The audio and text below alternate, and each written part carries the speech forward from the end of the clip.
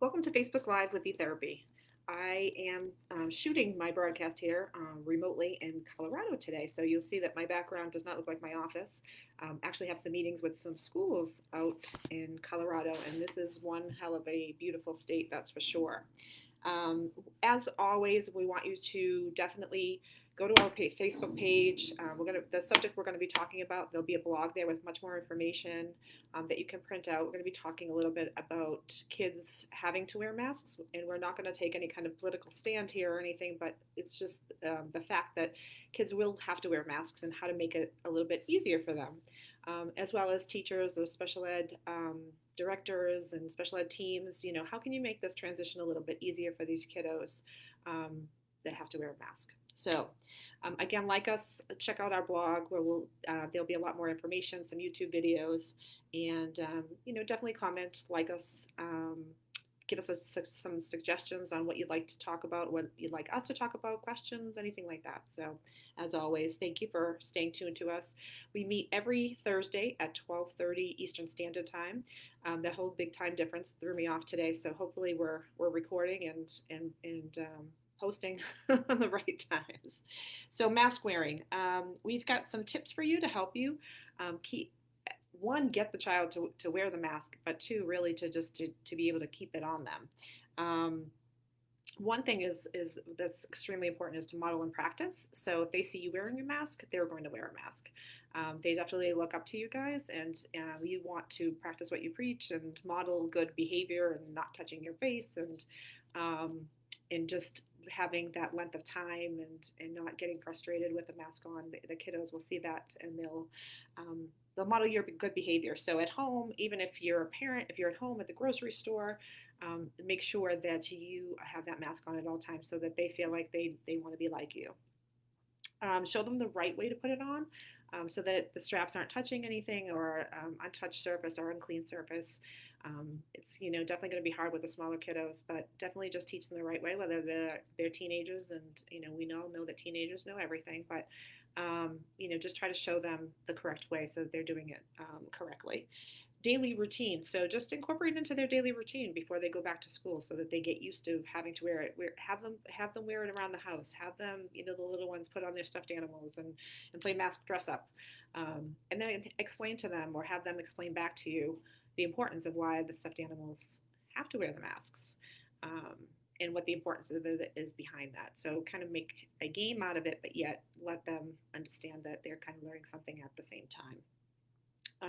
Positive reinforcement is going to be huge here. So, reward them for keeping it on for a specific amount of time, whether it's for two classes or a whole session, maybe let them do an activity, a fun activity after they're done. Just stressing the importance. Explain the why. Kids are much smarter than we give them credit for. So, without going into specific detail or getting into a political rant, explain why that, we're trying to save lives and we're trying to save you, we're trying to keep everybody safe and happy and healthy and just kind of leave it at that. We've included some helpful videos in the blog. So again, that's why I told you to come back to our blog. There's some YouTube videos that can help you and help the kids. They can watch the videos and kind of learn the right ways of putting it on and off and different fun activities that you can do with them. For those kiddos that have sensory sensitivities, that's going to be a difficult one. Definitely we want to practice. You want to definitely check different fabrics, different materials, different elastics, whether they maybe don't mind it so much on the ears, but if it bothers their ears, maybe they tie it in the back of their head. Definitely practice is going to be key here. Trial and error. Try different ways. Let them, be really involved in picking out the fabrics and picking out the content of what's on their masks. Take mask breaks.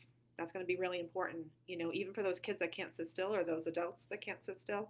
And you need to take wiggle breaks, take mask breaks.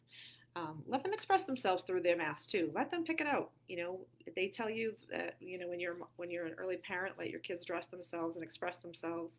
Let them, if they want Superman or they want, and I don't even know who's out there anymore. I'm so out of touch with the little ones, but whether it's character or anything like that, let them pick out, the fabric that they like.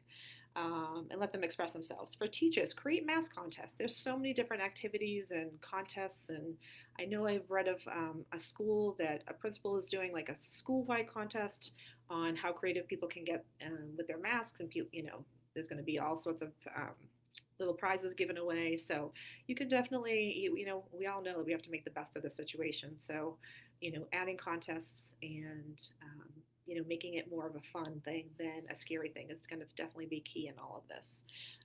Foster teamwork. We're all in this together, so that if you're on a group session or in a group class, all the kiddos are going to have them wear the masks. The whole classroom is going to have to wear the masks. So make it a team event. As always, again, follow us on Facebook. So long from Colorado, the Rocky Mountains. And I just want to give a shout out to Lauren Eckendorf.